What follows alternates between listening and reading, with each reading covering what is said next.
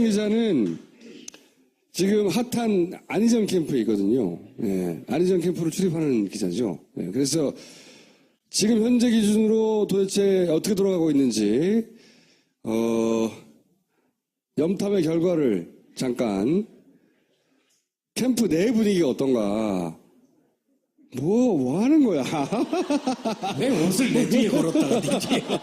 안희정 도지사의 입장은 간단한 거예요. 우리 이 방송에서 몇 번 했지만 민주주의를 하자고 들면 다른 사람의 생각을 악으로 전제하지 마라. 그의 주장대로 그걸 선이라고 표현했죠. 표현을. 그의 주장대로 듣는 자세가 필요하다. 그리고 나서 그 의도 말고 그 과정에서의 불법을 나중에 단죄하면 된다. 이런 얘기예요.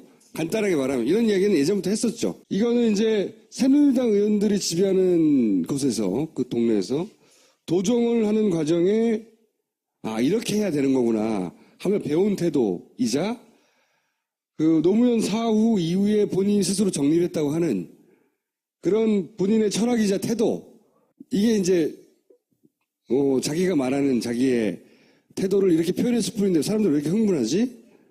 이런 거였어요. 첫 번째 반응은. 대화를 할 때는 도정을 하면서 상대방 정치적 의견을 가진 사람들하고 상대할 때는 그게 적절한 태도일 수 있어요. 근데 지금 우리가 다루는 거는 의도를 따지는 범죄를 얘기하잖아요. 범죄의 의도를 따지지 않으면 다 과실이 되거든요. 그런데 사례를 그런 걸 들어버린 거지. 자신의 도정 철학 이런 걸 얘기하다가 사례를 이명박 박근혜를 들어버린 거야.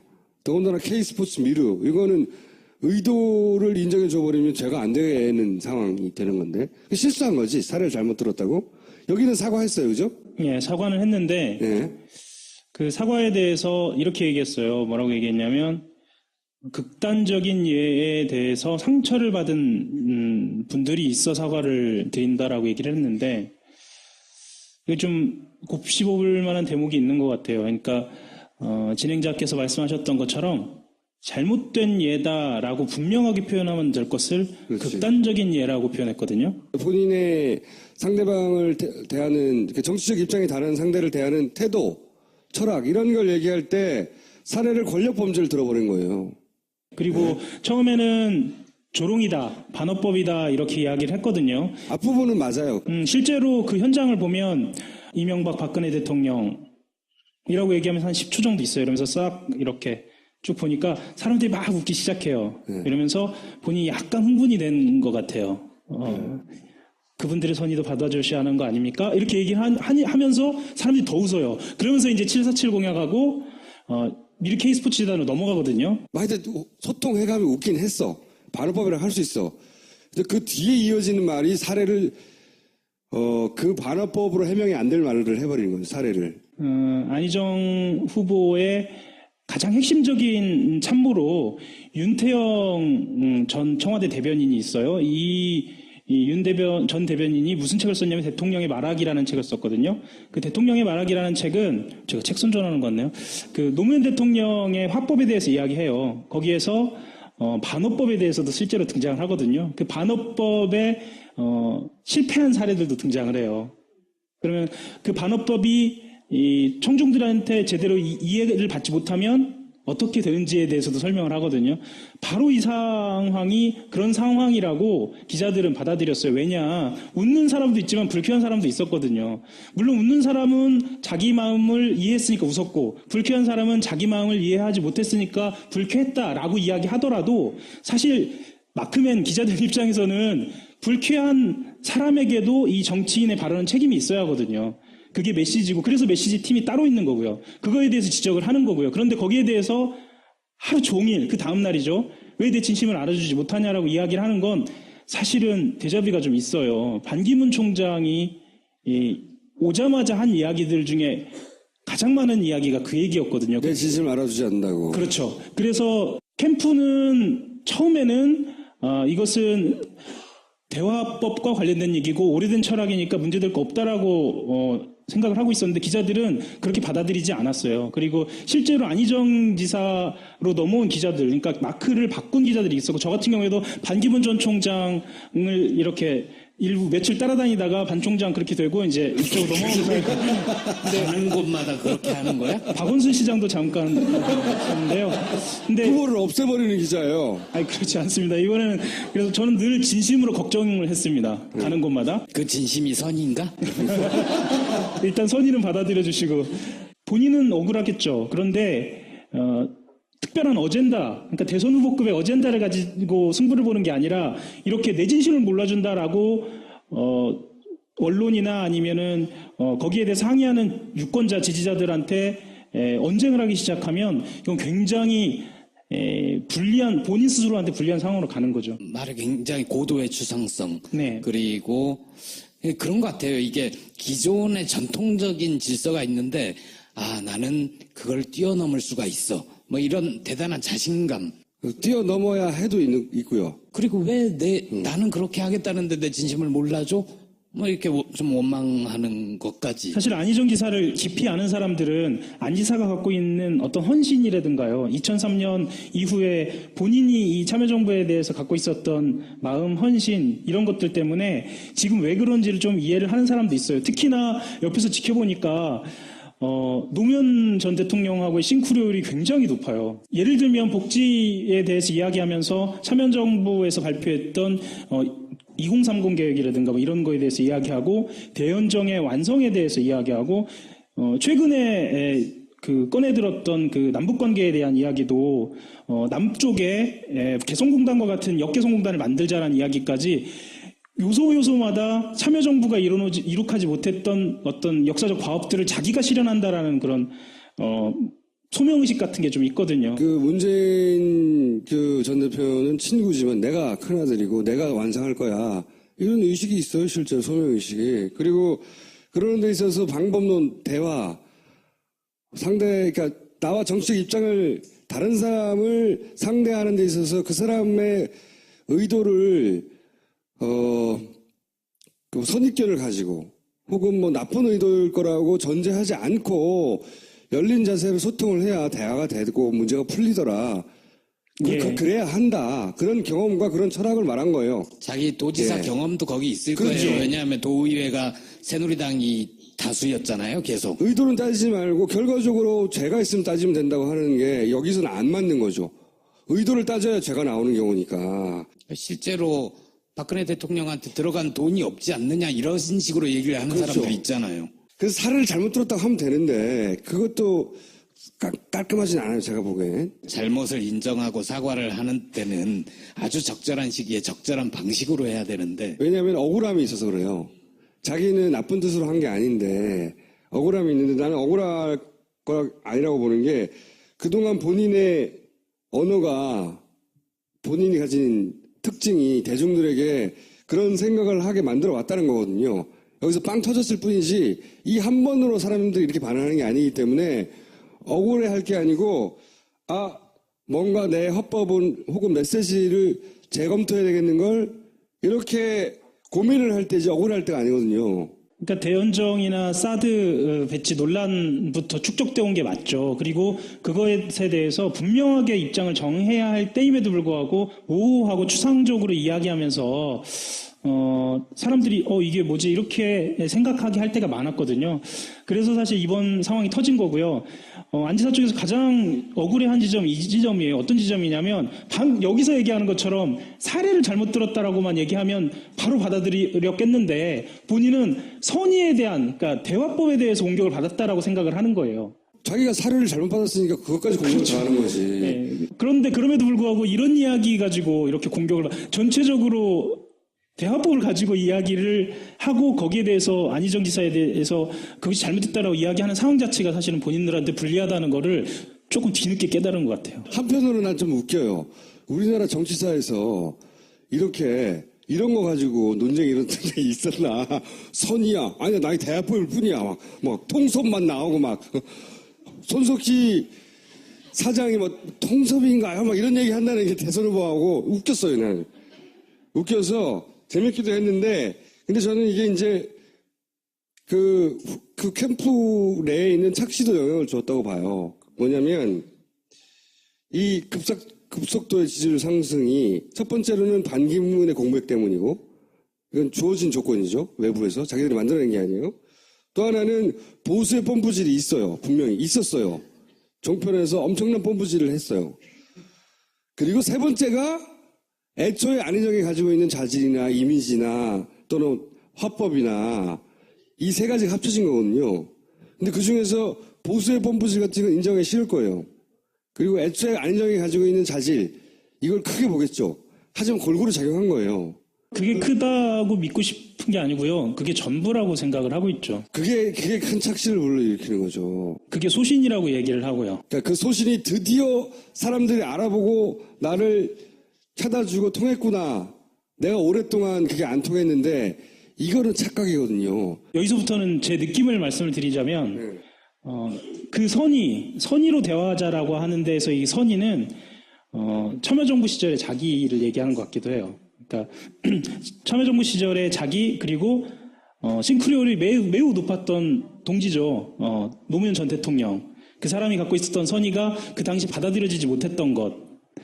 그러니까 어떻게 보면 미래형은 아니죠. 그런 느낌도 좀 들어요. 왜 이렇게 저렇게 선의에 집착할까라고 생각을 해보니까 그리고 이렇게 보면 우연일지는 모르겠으나 지금 현재 캠프의 핵심들이 금강팀이라고 불리우는 사람들이거든요. 그분들이 어떤 사람들이냐면 참여정부 시절에 핵심적인 청와대 보좌진들이에요. 2002년 민주당 경선 당시에 그렇죠. 금강빌딩에서 보좌를 했던 사람들. 맞습니다. 예. 당시에 또 출입기자. 네, 출입기자셨고요. 지금 저처럼 그럼 15년 뒤에 이 모습인가요? 뭐 대단히 뭐가 이렇게 망가지냐 이런. 그 캠프에 보좌하는 사람들과 캠프를 이끄는 리더, 그러니까 안희정 지사와 그런 감정적 교감, 아주 오래된 감정적 교감을 주고받고 있는 것 같아요. 실제로 그러니까 이제 이 캠프에는 한마디로 트라우마가 있어요. 모두가 트라우마가 있지. 이 캠프를 관통하는 트라우마가 노무현이라는 트라우마가 있어요. 있는데 저는 어쨌든 후보의 철학만으로 여기에 도달했다 하고 믿는 순간부터 그 선을 넘어가게 돼 있다고요. 선을. 그러니까 이걸 캠프에 있는 사람이 후보를 말려서 될 일은 아니에요. 후보는 아무도 말릴 수가 없어요, 원래. 후보 스스로가 선을 그어야 되는 거거든요, 원래. 사실 지금 말씀하셨던 것처럼 트라우마라고 저는 표현하고 싶지는 않고요. 실제로 그 캠프로 올라가 보면 굉장히 막 이글이글 타오르는 그런 느낌이 있어요. 힘 같은 게 있어요. 그게 트라우마에서 나올 수도 있어요.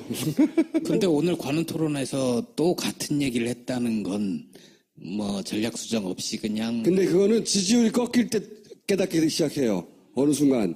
지지율이 올라갈 때는 절대 깨달을 수가 없어요.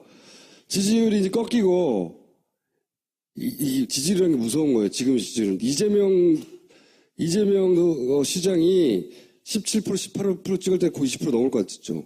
꺾이는데 한순간이었잖아요. 안희정 도지사 똑같아요.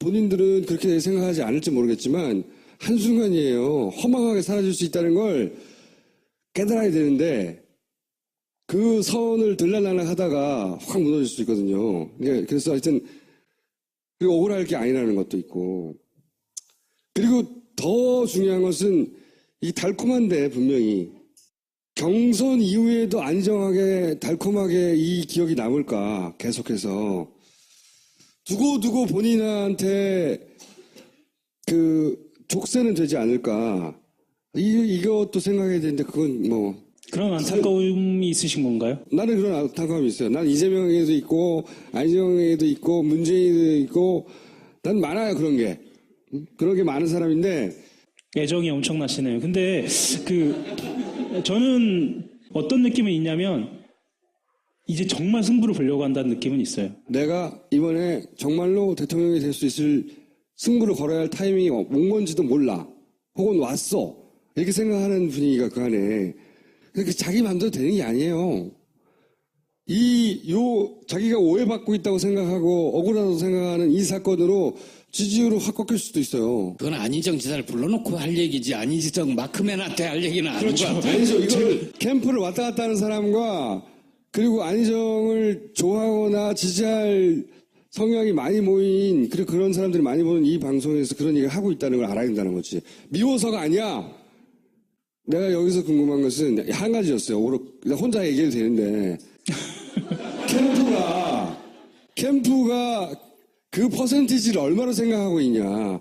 거기까지 도달하는데 이것이 철학이 드디어 먹혀서라고 생각하느냐? 아니면 다른 요인들도 다 감안하고 있느냐?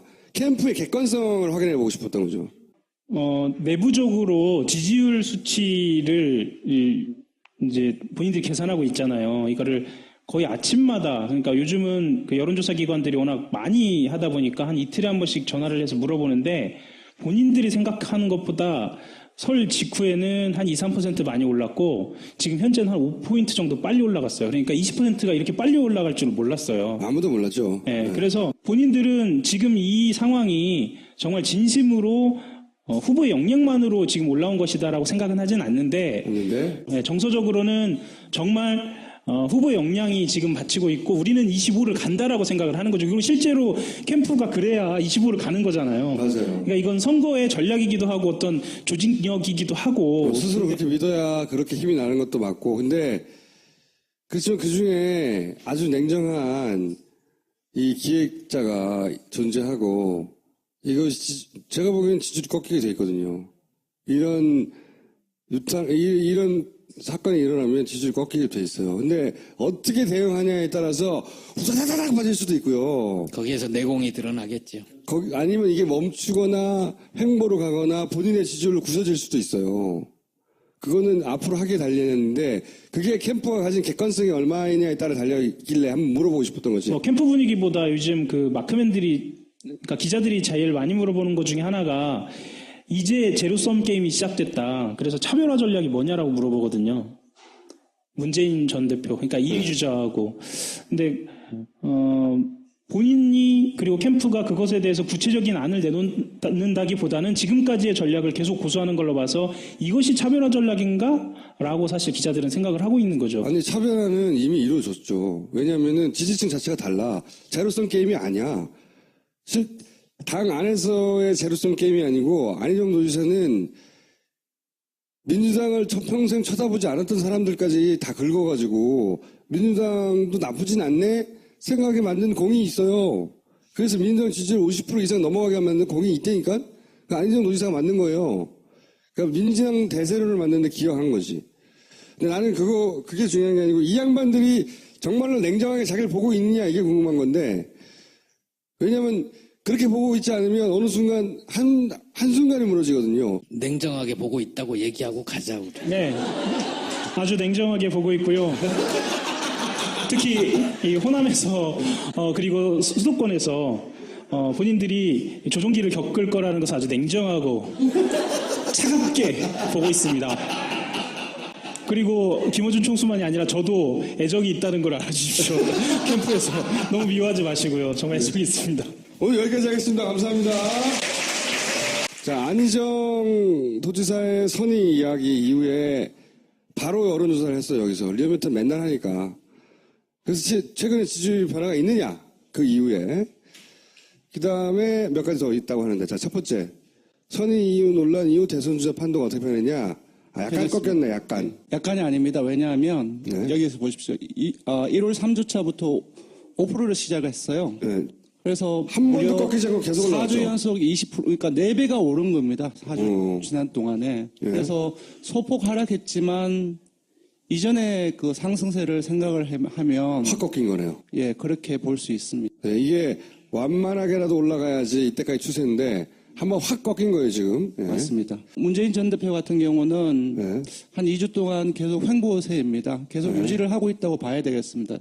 그 언론에서는 이제 지금 문재인 안희정 양강체제라고 얘기를 하는데 사실상 이제 전문가 입장에 보면은 그 양강체제는 아니고 왜냐하면 너무나 많이 오차범위 밖으로 벌어져 있기 때문에 분명히 선의 논란하고 물론 그 이전 대연정이 있었죠. 분명히 영향을 미치고 있는 걸로 보이고요. 이거는 어제까지 조사인데 오늘 조사 결과가 다시 나왔습니다. 18%대로 오늘 일간이 또 떨어졌고. 내가 그랬잖아, 떨어질 거라고. 예, 이렇게 되면 떨어져요. 예. 그래서 처음으로 20%대로 올랐는데 지난주에 이제 내일 나가는 주중 집계 3일치 묶어서 발표하는 거는 한 19%대 초반으로 아마 나올 것 같습니다. 이게 그래서, 좋아할 게 아니에요. 제가 보기에 문재인 대세론이 아니라 지금 현재는 민주당 대세론이거든요. 제가 보기에는. 민주당 대선을 견인하는데 이전에는 이재명 도지사가 그리고 지금은 이재명 시장이 지금은 안희정 도지사가 키워놓은 파이가 있어요. 그러니까 안희정을 너무 미워하지 말라고. 나중에 김종인하고 손잡을 때 그때 미워해라. 그런 행동을 보일 때나 결정적으로 미워할 포인트지. 맞습니다. 보강을 네. 하면 2주 전에는 그 민주당의 대선 주자 지지율 합이 57.4%였습니다. 근데 지난주에는 61%였어요. 근데 이제 안 지사 조금 떨어졌지만 전체 다 합치면 62%가 조금씩 또 올랐어요. 그래서 전반적으로 봤을 때 안희정 지사가 지지층 확대, 민주당의 정당 지지율 역시 지난주에 일간으로는 50%를 처음으로 넘어선 적이 있으니까 전반적으로 봤을 때 민주당의 어떤 지지층을 확대했다라고 볼 수 있을 것 같습니다. 그러니까 안희정 도지사가 빠지면 문재인의 그 대선 승리 가능성이 올라간다고 생각할 수 있을지 모르지만 그렇지 않아요. 실제 자꾸 말하자면 구도의 힘이라고. 그 민주당 대세론은 이게 정확하게 말하면 민주당 대세론, 야당 대세론이죠. 정권 교체를 해야 한다고 하는. 야당 대선을까지 넓힐 필요가 없습니다. 왜냐하면 야당 대선을 하면 70% 훌쩍 넘습니다. 이게 이제 보수에서의 착각이었죠. 보수에서 처음에 반기문 빠질 때 문재인 너무 높이 올라갈까봐 네, 맞습니다. 안희정을 확 띄워줬단 말이죠. 네. 근데 너무 떠버렸어.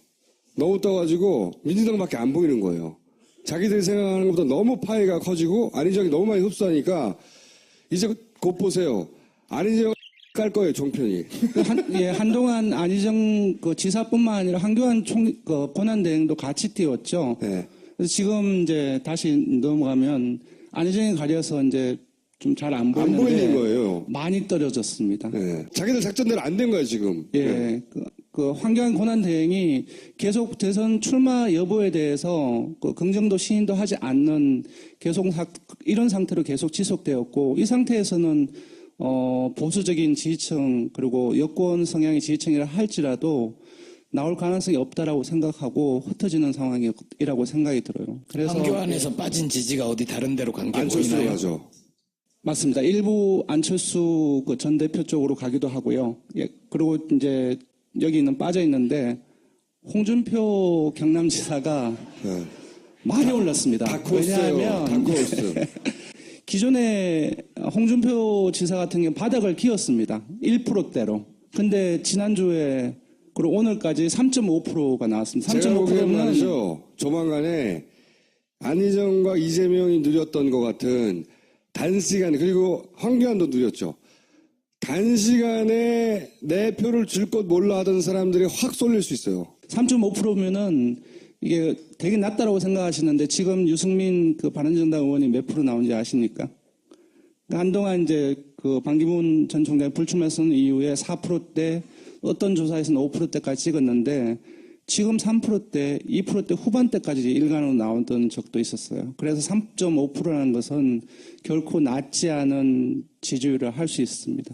그래서 그런 그 이동한 측면이 있습니다. 저는 타이밍만 잘 맞으면 홍준표 도지사가 요 언저리까지 올라올 수 있다고 봐요. 중간에 어딘가에.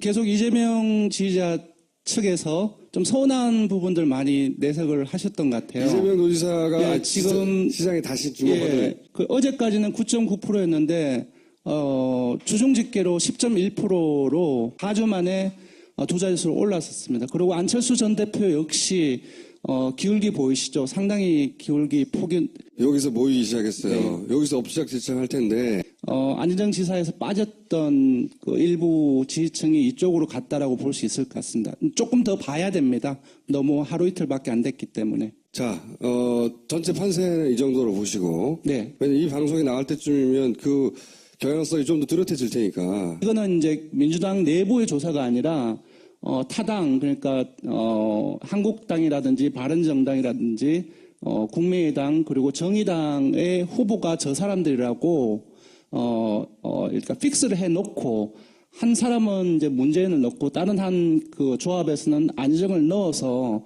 각자를 비교를 해봤습니다. 그래서 문 전 대표가 43.2%가 나왔고요. 그리고 안희정을 넣었을 때는 안희정이 38.2%가 나왔습니다. 어떤 조사에서는 안희정 지사가 더 많이 나오는 조사도 있었죠. 있습니다. 예. 네. 여기 이 부분에는 분명히 대연정과 그 주말 이후에 오늘까지 아마 내일까지도 계속 갈 것 같은데 선의 논란이 반영이 되었다라고 봐야 될 것 같습니다. 하지만 이제 오늘 기준으로 봤을 때는 일단은 조금 기존에 계속적으로 주장했던 중대 보수 확장력으로 인한 안 지사의 우세는 그걸로만 얘기는 하긴 좀 힘들지 않겠냐라고 생각이 들고요. 지역을 보면은 전체 지역에서 이제 TK에서 조금 붙어 있긴 한데 PK에서 좀 붙어 있긴 한데 TK나 호남, 수도권 충청 전체에서 안 지사보다는 문 전 대표가 경쟁력이 좀 우세한 게 드러났고요. 역시 예상대로 40대 이하는 크게 차이가 났습니다. 그리고 50대는 좀 비등비등했고요. 60대는 좀 많이 문 전 대표가 안 지사가 좀 많이 뒤지는 모습을 보였습니다. 역시 이념 성향으로 보더라도 중도에서는 약간 거의 비슷하다고 볼 수 있습니다. 보수층에서는 안 지사가, 진보층에서는 문 전 대표가 이렇게 좀 거의 이전에 반 전 총장이 불출마 선언하기 전에 문 전 대표하고 반 전 총장의 지지율 비교를 해보면 거의 이러한 양상이 나타났습니다. 자, 여기서 만약에 안희정이 계속 빠지잖아요. 그 표는 제가 보기에는 일부는 이재명한테 가고 상당 정도는 안철수한테 갈 수 있다. 맞습니다. 이제 물론 이제 전체적인 기울기가 좀 완만하긴 하지만 10.4%에서 요번까지 무려 17.4% 상당히 많이 올랐습니다. 계속 올라오고 있습니다, 지금. 만약에 황교안이 잘하고 있었다면 그 표가 황교안한테 갔겠지만 맞습니다. 예. 안철수 전 대표에게 이제 그 표가 가는 거예요. 또 안희정의 표가. 안희정 도지사가 가지고 있는 표의 속성은 대단히 독특해요. 생각해 보면. 이거는 이제 각각의 그 대선 주자의 지지층이 100%로 봤을 때 그것이 이제 이념 성향별로 어떻게 구성되는가를 받는 건데요. 네. 안 지사하고 안 전 대표하고 지지층 구성이 상당히 비슷합니다. 네. 이게 뭐냐면은 기본적으로 저런 구성들을 안 지사하고 안 전 대표가 공유를 하고 있다는 것은 기본적으로 지지층의 생각, 지향성 그런 부분들이 비슷하고 그 말은 뭐냐 하면 각자가 던지는 메시지, 행보에 대해서 반응하는 층이 비슷하다는 거죠. 층이 비슷하다는 겁니다. 네. 그렇다고 했을 때 한쪽에서 빠졌을 때 대체제로서 왔다 갔다 할 수 있는 폭들이 커지는 거죠. 저걸 제가 분석을 해드리려고 하는 거는. 그래서 제가 또 한 번 말씀드리고 싶은 건데 다시 한번 문재인 지지자들이 안희정이 저렇게 나가는 것은 말도 안 된다고 안희정을 공격하는 것은 문재인을 돕는 게 아니에요. 안철수를 돕는 거지. 이상하지만 그래요. 이 안희정 도지사를 구성하는 지지층이 그렇기 때문에 완전히 다른 거죠. 생각과는 실제 그 표를 받아가는 사람은 anyway 그걸 보여주는 거고요. 여론조사로. 제가 지난번에 이재명 시장이 좀 반등하기 힘들 거라고 말씀을 드렸던 이유는 크게 반등하기 힘들 거라고 말씀을 드렸던 것입니다. 그래서 좀 오해를 좀 거두어 주시면 고맙겠습니다. 항의받았구나. 여기까지 하겠습니다. 예.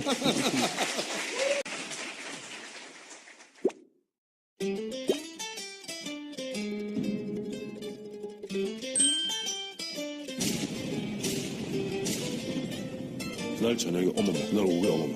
혹시 보수가 좀 다시 한번 결집하지 않겠는가 하는 그런 막연한 기대감들이 몽글몽글 피어나고 있습니다. 네네. 그런 가운데 10일 토요일에 3차 촛불 집회에서 보면 대부분 자발적으로 참여했던 사람들에는 죄송합니다 보수가 더 많습니다. 근거가 있나요? 있죠. 네, 보수 세력이 더 많이 참가했다는? 예. 아, 있어요? 어떤 예. 겁니까? 제 눈입니다. 어머머. 저 그날 여러 차례 걸쳐서 가서 그건 네. 다녀보면 알아요. 알겠습니다. 그리고 이거는 황택승 평론가님 개인 의견이라는 점 일단 밝혀주세요. 그것이 정의당에서는 종로에서, 종로 1가에서, 네네. 그다음에 국민의당과 더불어민주당은 저 청계 광장에서 했는데 네. 사실 그렇게 사람들이 많지 않았어요. 네. 오히려 보면 자발적으로 참여한 사람들이 100만 가까이 되는 걸 보고. 이수호 전 전교조 대장이 중심에서 이름이 좀 복잡하던데 참교육 청년 거기서 보니까 지금 보면 온라인으로 학생들을 갖다가 매일 거기다 9,000원 내면 실어 나를 그런 광고를 하고 있다는 거예요. 실어 나른다는 표현 적절하지 않은 것 같아요. 실어 나르는 거. 참여하는데 실어 나르는 겁니다. 참여하는데 회비를 실어 나르는 겁니다. 제공하는 거. 실어 나르는 겁니다. 흔히 해서 실어 나르는 겁니다. 아니 지방에서 학생들이 동원입니다. 올라오는 데 동원입니다. 않겠습니까? 동원입니다. 교사의 한 사람으로서 학생들 인솔할 책임하고 실어 나르기 위해서 모집한다는 건 정말 적절치 않습니다. 황당 주장의 대가 황태순 씨. 촛불 집회 참여자보다 보수가 더 많다며 억지 주장을 펴면서도 그 근거는 내 눈이라고 합니다. 진행자도 동의 못하는 이런 황당한 식의 주장을 펼치는 황태순 씨. 게다가 촛불 집회에 참여한 학생들을 향해 동원됐다, 실어 나른다며 무시, 폄훼하는 발언을 쏟아냈습니다. 반박하려는 상대방의 말을 가로막는 것은 기본입니다. 이런 종편 출연자 정말 괜찮을까요? 상가에서 고구마 팔던 그 문 전 대표의 가게 앞에 파리만 날리고 리어카에서 탄핵 사이다 파는 이재명 그 진짜 가게에는 손님들이 북적북적한 모습이에요. 네. 그림을 이렇게 그렸네. 한잔 하지 그림으로 코가 빨갛게. 고구마가 안 팔리니까 고구마로 사이다보다 더 쏘는 고구마 술을 만들어서 파는 거예요 지금. 맛있는데 고구마 술. 상당히 그 심중했다가 이재명 시장이 막 뜨니까 문재인 대표가 그냥 오히려 요즘에는 뭐 거리에서 야 즉각 퇴진시키자 이게 더 세게 나온단 말이에요. 정식 가게도 아닌데 그냥 문전. 근데 이거 다 명예훼손 건에 대해서 제가 좀 걸려졌는데 나는 이재명 저 시장한테 700만 원 물어준 사람이야 진짜. 저 양반을. 왜요? 자기 형 뭐 정기병원에 넣고 이렇게 했더니 저 명예훼손 걸어가지고 제가 700만 원 물어줬거든요. 그런데도 제가 저렇게 그린 거니까 객관적으로 그린 거예요. 이 정도면 문재인 공격도 그 선을 넘었습니다. 풍자랍시고 문 전 대표를 술 취한 사람처럼 그려놓더니 모든 패널들이 낄낄거리며 조롱을 합니다. 논리적인 대선 후보 검증은 온데간데없고 저질 풍자와 천박한 웃음소리만 남았습니다.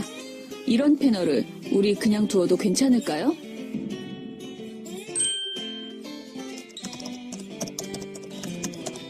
체육특기생은 그거 뭐 이렇게 굳이 공부를 잘할 이유가 없잖아요. 그냥 학교만 그냥 무사히 졸업하면 되니까. 무사히 졸업하면 되는데 그 무사히 졸업하는 것도요. 상당 부분은 체육특기생이 또 저런 식으로 학부모 덕택이라든지 뭐 이런 식으로 해서 졸업을 해요.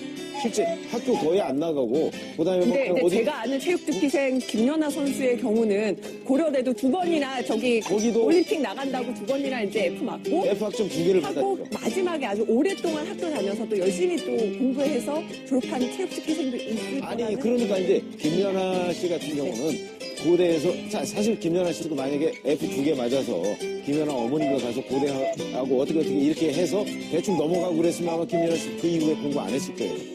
그러나 고대는 그렇게 하면 안 된다고 했기 때문에 가혹하게 F를 준 거 아니에요. 그러니까 그게 이제 그런 학교의 차이도 있지만 체육특기생 간의 일반적인 그런 특징들도 있다. 그런 얘기를 알아야 됩니다. 최병묵 씨는 대통령을 옹호하기에 바쁩니다.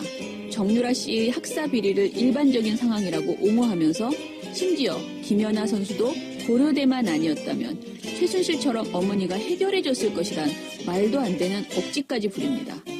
분석과 비판은 어디 가고 맹심만 남아있는 최병묵 씨. 이대로 괜찮은 걸까요?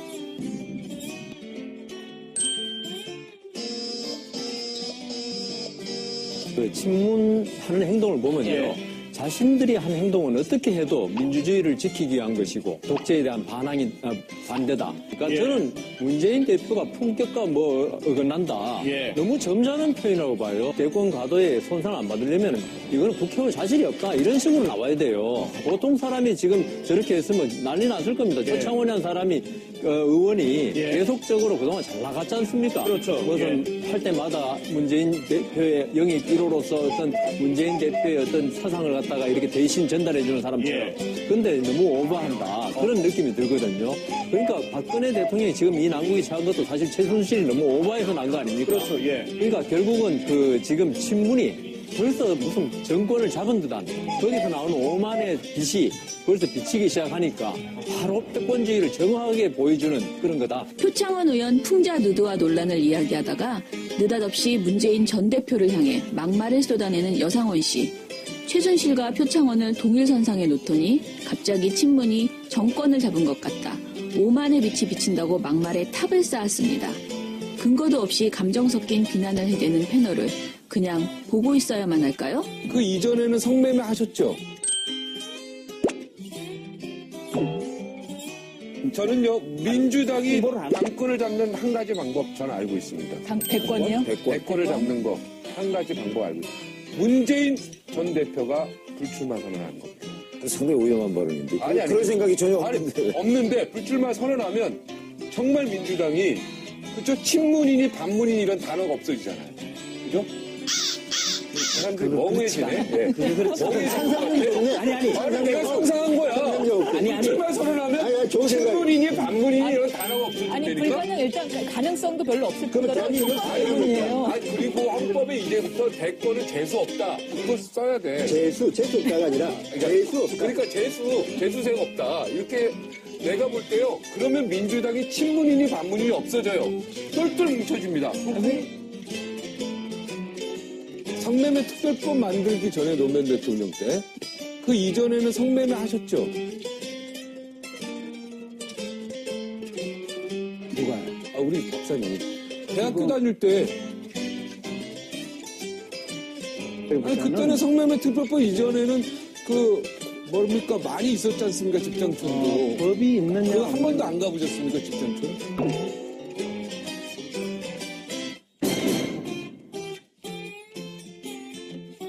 TV조선 박종진 앵커의 과도한 성에 대한 집착이 또 다른 막말을 만들어냈습니다.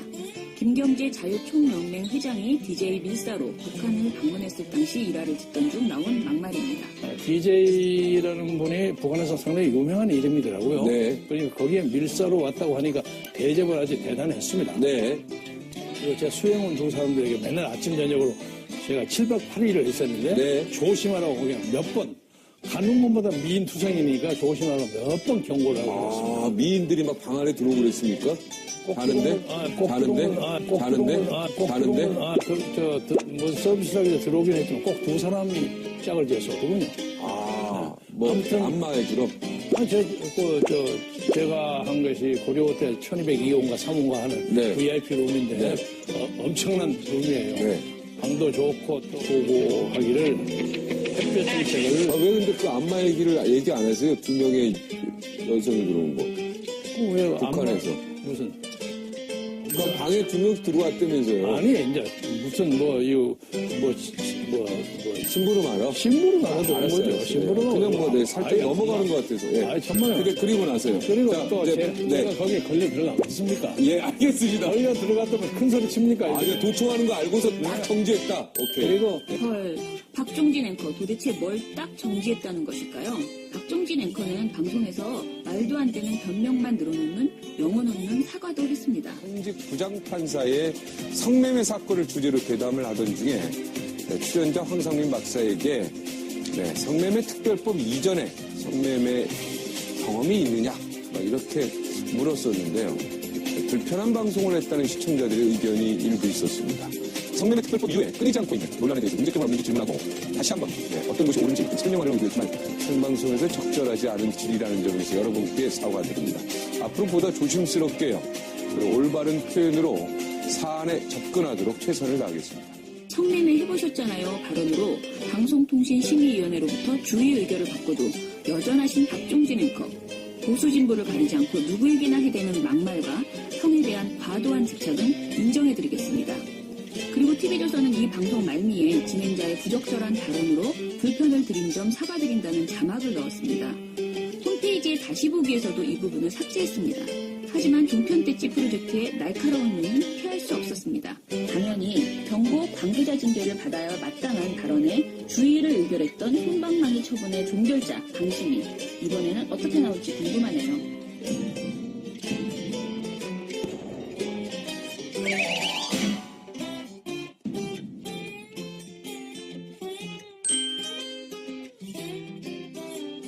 만약에 박근혜 대통령 입장에서는 저런 그림을 그리는 예술가를 지원하겠다 그러면은 김종래 국장이 대통령이 저런 그림 그리는 예술가를 지원하겠다 그러면 지원해라 그렇게 하시겠습니까? 너무나 나름 대통령까지 얘기해서 좀 그런데 그걸 어떻게 하겠어요? 누가 저한테 그 얘기를 묻더라고요. 저런 것 때문에 그렇죠. 아니 오늘 제가 그런 질문 2번이나 받았어요. 이거 관련해서 저런 것 때문에 블랙리스트가 나온 거고 블랙리스트를 만들고 한 거 아니냐. 제가 오늘 대한민국 대국민 지금 전화하고 그 내용 예를 들면 이게 너무 잘못하게 보면 좀 예술인답게 이게 좀 성시켜서 좀 말하고 이렇게 하는 거 아니 물어보라. 그러니까 너무 노골적으로 저렇게 하니까 블랙리스트가 나오는 거예요. 네, 제가 받은 그 질문에 어떻게 답하시겠습니까? 그래서 저는 뭐 그거하고 저거하고 블랙리스트하고 저거하고는 좀 다른 문제 아니냐 이렇게 이제 뭐 얘기했습니다. 어떻게 답하시겠어요? 저런 것들 때문에 그러니까 저런 그림들이 그려지고 이렇기 때문에 박근혜 정부에서 블랙리스트를 만든 거 아니냐. 말하자면 그런 식으로 저한테 물어봤어요. 거기 어때요? 그 요지는 무슨 얘기인지 알겠죠? 예, 알겠습니다. 도가 지나친 것들이 있으니까 또 뭐 그 반작용으로 블랙리스트 만들고 이러지 않았겠냐. 뭐 이런 얘기인 것 같아요. 그러니까 JTBC가 이번 최순실 사태 취재 과정에서 통상적인 취재 활동을 넘어서 이 사안마다 적극적으로 개입하는 경우들이 있다고 들었습니다. 이제는 보도를 위해서라면 시청률을 위해서라면 기자가 경찰과 함께 같이 다니면서 범인을 잡고 마약 중독자와 함께 마약을 하고 정치인과 함께 직접 정치를 하는 시대가 도래한 것 같습니다. 최희준 씨는 중립과 토론의 균형을 잡아야 하는 진행자임에도 불구하고 그 역할을 전혀 하지 못하고 있습니다. 정유라 씨 체포 보도에 관해 이야기하면서 시청률을 위해서 기자가 마약을 할 거라는 등의 왜곡, 확대된 해석을 버젓이 내놓았습니다. 게다가 패널에게 당신이 대통령이라면 어떻겠느냐며 집요하게 원하는 대답을 유도합니다. 자격 미달 최희준 진행자, 이대로 괜찮을까요?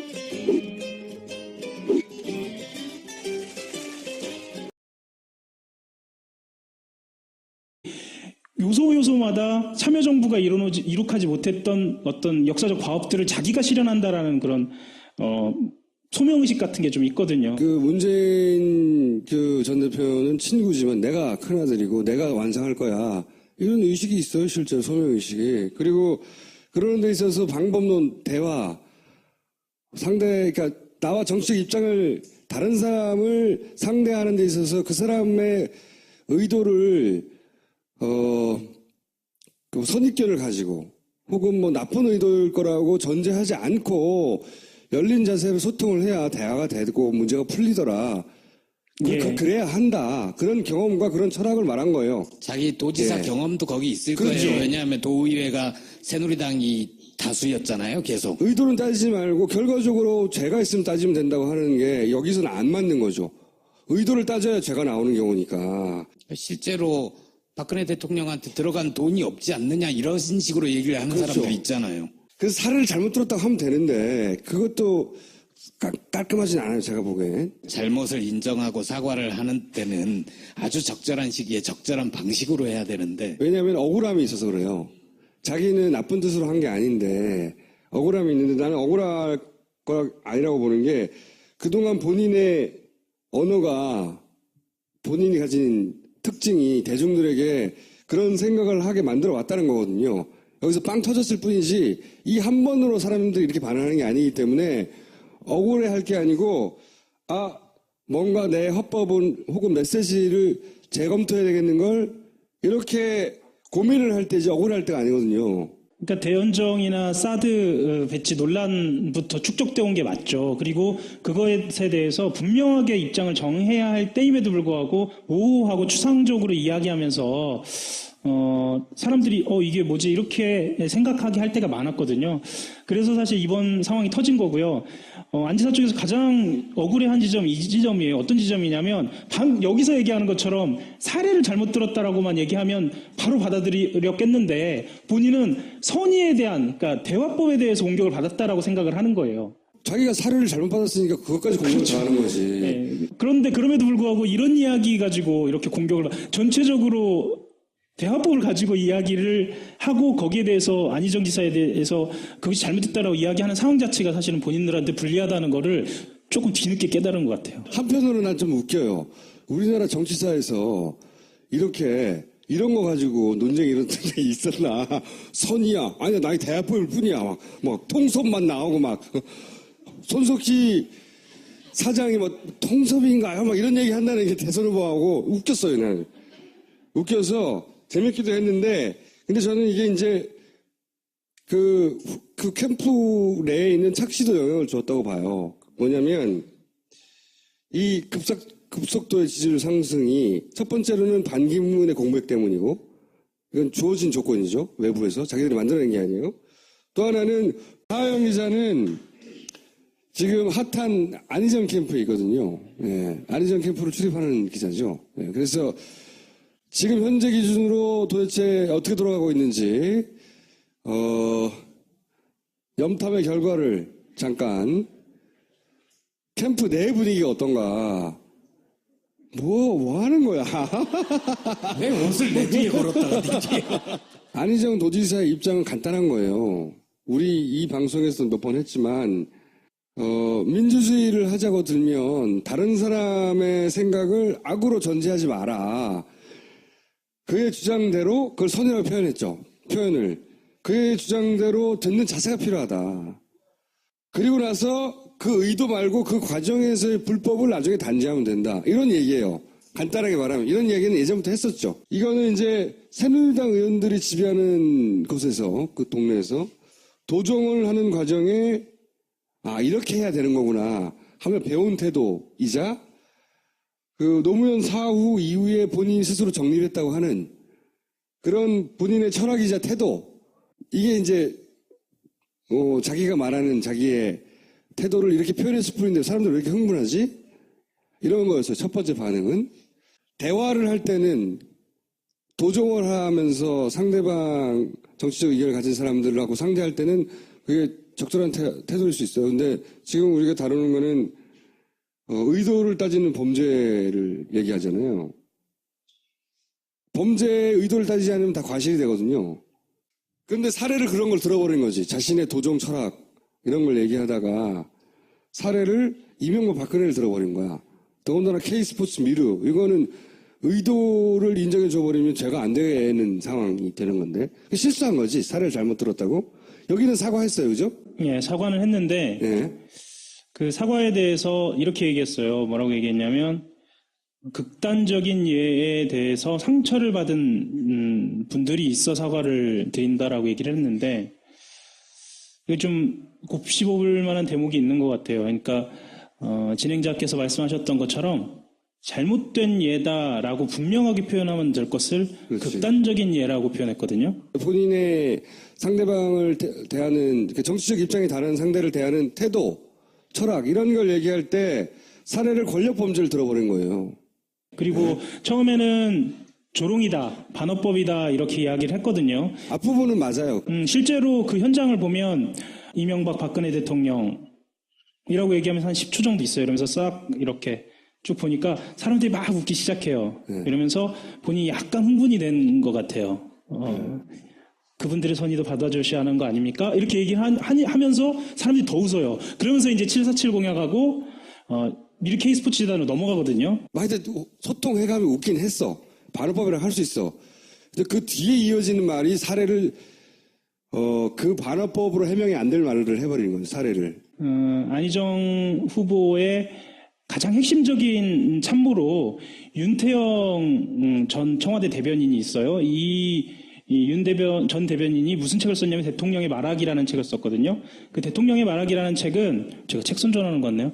그 노무현 대통령의 화법에 대해서 이야기해요. 거기에서 반어법에 대해서도 실제로 등장을 하거든요. 그 반어법에 실패한 사례들도 등장을 해요. 그러면 그 반어법이 이 청중들한테 제대로 이해를 받지 못하면 어떻게 되는지에 대해서도 설명을 하거든요. 바로 이 상황이 그런 상황이라고 기자들은 받아들였어요. 왜냐, 웃는 사람도 있지만 불쾌한 사람도 있었거든요. 물론 웃는 사람은 자기 마음을 이해했으니까 웃었고, 불쾌한 사람은 자기 마음을 이해하지 못했으니까 불쾌했다라고 이야기하더라도 사실 마크맨 기자들 입장에서는 불쾌한 사람에게도 이 정치인의 발언은 책임이 있어야 하거든요. 그게 메시지고, 그래서 메시지 팀이 따로 있는 거고요. 그거에 대해서 지적을 하는 거고요. 그런데 거기에 대해서 하루 종일, 그 다음날이죠. 왜 내 진심을 알아주지 못하냐라고 이야기를 하는 건 사실은 데자뷰가 좀 있어요. 반기문 총장이 오자마자 한 이야기들 중에 가장 많은 이야기가 그 얘기였거든요. 내 진심을 알아주지 않는다고. 그렇죠. 그래서 캠프는 처음에는 이것은 대화법과 관련된 얘기고 오래된 철학이니까 문제될 거 없다라고 생각을 하고 있었는데 기자들은 그렇게 받아들이지 않았어요. 그리고 실제로 안희정 지사로 넘어온 기자들, 그러니까 마크를 바꾼 기자들이 있었고 저 같은 경우에도 반기문 전 총장을 이렇게 일부 며칠 따라다니다가 반 총장 그렇게 되고 이제 이쪽으로 넘어오면서 가는 곳마다 그렇게 하는 거야? 박원순 시장도 잠깐 했는데요. 근데 후보를 없애버리는 기자예요. 아니 그렇지 않습니다. 이거는 그래서 저는 늘 진심으로 걱정을 했습니다. 가는 곳마다. 그 진심이 선인가? 일단 선의는 받아들여 주시고 본인은 억울하겠죠. 그런데 특별한 어젠다, 그러니까 대선 후보급의 어젠다를 가지고 승부를 보는 게 아니라 이렇게 내 진심을 몰라준다라고 언론이나 아니면은 거기에 대해서 항의하는 유권자 지지자들한테 언쟁을 하기 시작하면 이건 굉장히 불리한 본인 스스로한테 불리한 상황으로 가는 거죠. 말에 굉장히 고도의 추상성. 네. 그리고 그런 것 같아요. 이게 기존의 전통적인 질서가 있는데 나는 그걸 뛰어넘을 수가 있어. 뭐 이런 대단한 자신감. 뛰어넘어야 해도 있고요. 그리고 왜 나는 그렇게 하겠다는데 내 진심을 몰라줘? 뭐 이렇게 좀 원망하는 것까지. 사실 안희정 지사를 깊이 아는 사람들은 안 지사가 갖고 있는 어떤 헌신이라든가요. 2003년 이후에 본인이 이 참여정부에 대해서 갖고 있었던 마음, 헌신 이런 것들 때문에 지금 왜 그런지를 좀 이해를 하는 사람도 있어요. 특히나 옆에서 지켜보니까 노무현 전 대통령하고의 싱크로율이 굉장히 높아요. 예를 들면 복지에 대해서 이야기하면서 참여정부에서 발표했던 2030 계획이라든가 뭐 이런 거에 대해서 이야기하고 대연정의 완성에 대해서 이야기하고 최근에 꺼내들었던 그 남북관계에 대한 이야기도 남쪽에 개성공단과 같은 역개성공단을 만들자라는 이야기까지 막막하게 사라질 수 있다는 걸 깨달아야 되는데 그 선을 들락날락 하다가 확 무너질 수 있거든요. 그래서 하여튼 그리고 억울할 게 아니라는 것도 있고 그리고 더 중요한 것은 이 달콤한데 분명히 경선 이후에도 안정하게 달콤하게 이 기억이 남을까 계속해서 두고 본인한테 그 족쇄는 되지 않을까 이것도 생각해야 되는데 그건 뭐 그런 안타까움이 있으신 건가요? 나는 그런 안타까움이 있어요. 난 이재명에도 있고 안희정에도 있고 문재인에도 있고 난 많아요 그런 게 많은 사람인데 애정이 엄청나시네요. 근데 저는 어떤 느낌이 있냐면 이제 정말 승부를 보려고 한다는 느낌은 있어요. 내가 이번에 정말로 대통령이 될 수 있을 승부를 걸어야 할 타이밍이 온 건지도 몰라. 혹은 왔어. 이렇게 생각하는 분위기가 그 안에. 그러니까 자기 마음대로 되는 게 아니에요. 자기가 오해받고 있다고 생각하고 억울하다고 생각하는 이 사건으로 지지율을 확 꺾일 수도 있어요. 그건 안희정 지사를 불러놓고 할 얘기지 안희정 마크맨한테 할 얘기는 아닌 것 같아요. 아니죠. 이걸 캠프를 왔다 갔다 하는 사람과 그리고 안희정을 좋아하거나 지지할 성향이 많이 모인 그리고 그런 사람들이 많이 보는 이 방송에서 그런 얘기를 하고 있다는 걸 알아야 된다는 거지. 미워서가 아니야. 내가 여기서 궁금한 것은 한 가지였어요. 혼자 얘기해도 되는데 캠프가 그 퍼센티지를 얼마로 생각하고 있냐. 거기까지 도달하는데 이것이 철학이 드디어 먹혀서라고 생각하느냐 아니면 다른 요인들도 다 감안하고 있느냐. 캠프의 객관성을 확인해 보고 싶었던 거죠.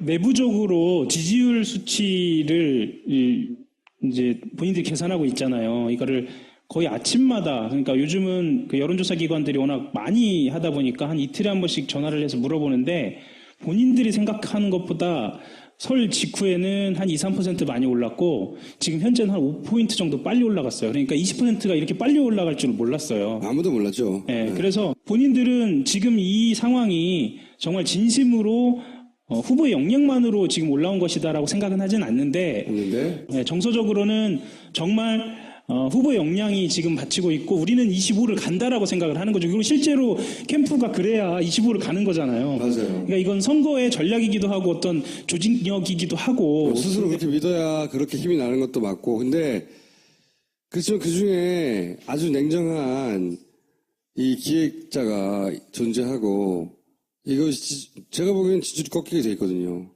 이런 사건이 일어나면 지지율이 꺾이게 돼 있어요. 근데 어떻게 대응하냐에 따라서 후다다닥 빠질 수도 있고요. 거기에서 내공이 드러나겠죠. 아니면 이게 멈추거나 횡보로 가거나 본인의 지지율로 굳어질 수도 있어요. 그거는 앞으로 하게 달리는데 그게 캠프가 가진 객관성이 얼마이냐에 따라 달려있길래 한번 물어보고 싶었던 거지. 캠프 분위기보다 요즘 그 마크맨들이, 그러니까 기자들이 제일 보수의 펌프질이 있어요. 분명히 있었어요. 종편에서 엄청난 펌프질을 했어요. 그리고 세 번째가 애초에 안희정이 가지고 있는 자질이나 이미지나 또는 화법이나 이 세 가지가 합쳐진 거거든요. 근데 그 중에서 보수의 펌프질 같은 건 인정하기 싫을 거예요.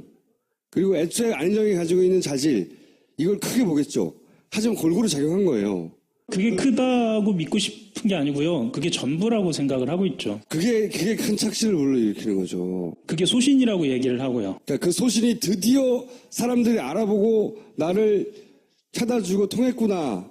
내가 오랫동안 그게 안 통했는데 이거는 착각이거든요. 여기서부터는 제 느낌을 말씀을 드리자면 그 선의로 대화하자라고 하는 데에서 이 선의는 참여정부 시절에 자기를 얘기하는 것 같기도 해요. 그러니까 참여정부 시절에 자기 그리고 싱크리율이 매우 높았던 동지죠. 노무현 전 대통령. 그 사람이 갖고 있었던 선의가 그 당시 받아들여지지 못했던 것. 그러니까 어떻게 보면 미래형은 아니죠. 그런 느낌도 좀 들어요. 왜 이렇게 저렇게 선의에 집착할까라고 생각을 해보니까 그리고 이렇게 보면 우연일지는 모르겠으나 지금 현재 캠프의 핵심들이 금강팀이라고 불리우는 사람들이거든요. 그분들이 어떤 사람들이냐면 참여정부 시절에 핵심적인 청와대 보좌진들이에요. 2002년 민주당 경선 당시에 금강빌딩에서 보좌를 했던 사람들. 맞습니다. 예. 당시에 또 출입기자. 네, 출입기자셨고요. 지금 저처럼 그럼 15년 뒤에 이 모습인가요? 뭐 대단히 뭐가 이렇게 망가지냐 이런. 그 캠프에 보좌하는 사람들과 캠프를 이끄는 리더, 그러니까 안희정 지사와 그런 감정적 교감, 아주 오래된 감정적 교감을 주고받고 있는 것 같아요. 실제로 그러니까 이제 이 캠프에는 한마디로 트라우마가 있어요. 모두가 트라우마가 있지. 이 캠프를 관통하는 트라우마가 노무현이라는 트라우마가 있어요.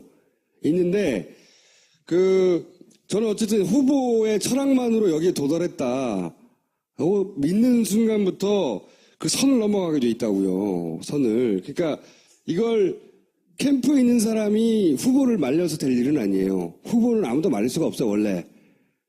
후보 스스로가 선을 그어야 되는 거거든요, 원래. 사실 지금 말씀하셨던 것처럼 트라우마라고 저는 표현하고 싶지는 않고요. 실제로 그 캠프로 올라가 보면 굉장히 막 이글이글 타오르는 그런 느낌이 있어요. 힘 같은 게 있어요. 그게 트라우마에서 나올 수도 있어요. 근데 오늘 관훈 토론에서 또 같은 얘기를 했다는 건 전략 수정 없이 그냥. 근데 그거는 지지율이 꺾일 때 깨닫기 시작해요. 어느 순간. 지지율이 올라갈 때는 절대 깨달을 수가 없어요. 지지율이 이제 꺾이고, 이 지지율이라는 게 무서운 거예요. 지금 지지율은. 이재명 시장이 17%, 18% 찍을 때 거의 20% 넘을 것 같았죠. 꺾이는데 한순간이었잖아요. 안희정 도지사 똑같아요. 본인들은 그렇게 생각하지 않을지 모르겠지만 한순간이에요.